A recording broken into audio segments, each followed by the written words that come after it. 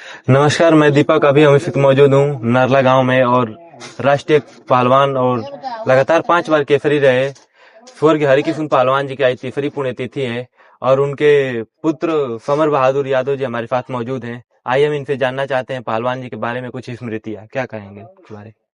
देखिए, आज आज ही के दिन उनकी पुण्यतिथि थी, उसी पर हम लोग उपस्थित हैं और यहाँ जो है सम्मानित लोग आए थे और उन लोगों का स्वागत किया गया।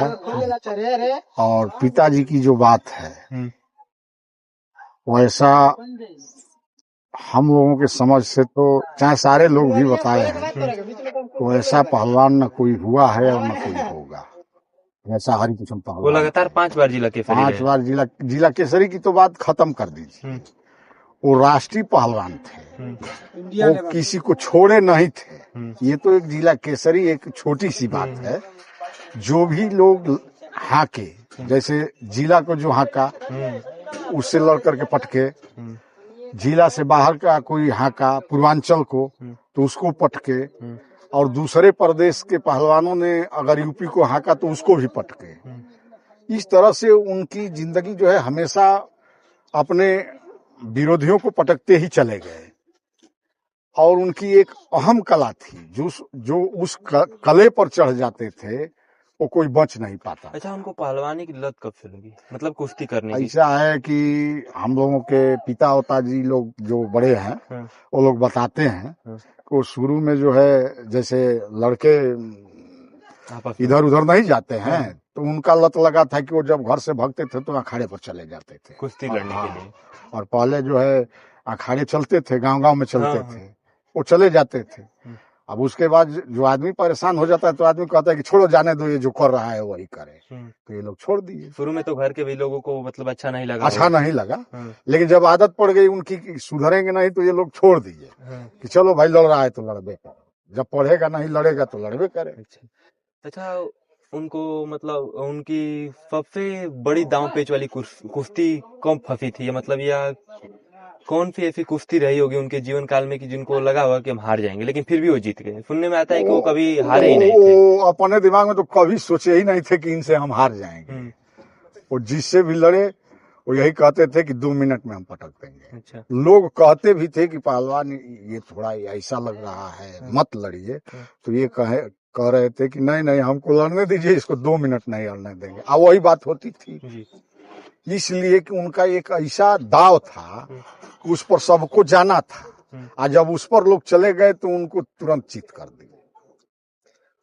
अक्सर वो देखा जाता है कि देश प्रदेश मतलब अंतर्राष्ट्रीय मतलब पूरा राष्ट्रीय लेवल तक की पहलवानी की। अब बताइए, उत्तर प्रदेश में लड़े हैं, आसाम में लड़े हैं, बिहार में लड़े हैं, बंगाल में लड़े हैं, महाराष्ट्र में लड़े हैं, मध्य प्रदेश में लड़े हैं, पंजाब में लड़े हैं, दिल्ली में लड़े हैं, तो छोड़े तो कोई प्रांत नहीं है। इस कार्यक्रम में मतलब कुछ लोग कह रहे थे अगले साल कुश्ती के लिए, मतलब उनकी पुण्यतिथि के अवसर पर एक कुश्ती मतलब उतना राष्ट्रीय लेवल के पहलवान हुए, पूरी जिला केसरी रहे, अगर उनके मतलब पुण्यतिथि के अवसर पर दंगल हो जाए, कुश्ती हो जाए तो मतलब अच्छा ही रहता समाज के लिए, मतलब क्षेत्र के लिए। हम लोग पहले से राय भी बना लिए हैं कि अब हम लोग राय लिए तो समय नहीं था, तो ये हुआ कि इस बार जो है उसी तरह से कर दिया जाए जिस तरह हर साल की बात होता है। और अगले साल दंगल का कार्यक्रम किया जाए, इसलिए कि दंगल का कार्यक्रम करने में खर्च बढ़ जाता है। खर्च बढ़ने के लिए उसके लिए 2 महीने 3 महीने का समय चाहिए, पहले से प्लानिंग करना पड़ेगा। तो हम लोग तय कर लिए हैं कि अगले साल से जो है और दंगल होगा तो पहल तो बहुत ऐतिहासिक दंगल होना चाहिए। अच्छा, मतलब उनका लगाव समाज के प्रति कैसा रहा? समाज में देखिए, आजकल तो थोड़ा सा किसी का धन हो जा रहा है और जान हो जा रहा है तो सोच रहा है कि वो साला हमारे आगे कहाँ से क्या है, लेकिन उनके में ऐसा था कि उतना जोर होते हुए भी अगर केहू कुछ कह दे ना तो कहा कि अच्छा जो ले जबकि एक लकड़ा मार दे तो जान ना मार लेकिन वो कहा कि जो भाई जो अच्छा खूब झगड़ो भइल बा, अगर गाँव गिरा में भाई 10 आदमी में होला झगड़ो होके तो शाम के सब बिटुरा के एक जगह लड़े। कुश्ती मतलब अखाड़े पे एक जगह, उसमें कोई मतलब ना कोई नहीं। आजकल जैसा उस समय नहीं था इन लोगों के समय। वही कमी है, हम लोगों में भी वही कमी है कि उस राह पर नहीं जा रहे हैं। भाई तनी ठीक बा कि वो छोटे बा हमके गरिया दी है, चल भाई तू ही बोल दो, खुदे वो 2 घंटा की बात समझ जाएगा कि भाई हम गलती कैले बनी। हाँ, अच्छा, मतलब उनसे आप लोगों को मतलब सीख क्या मिली, मतलब उनके जीवन काल से?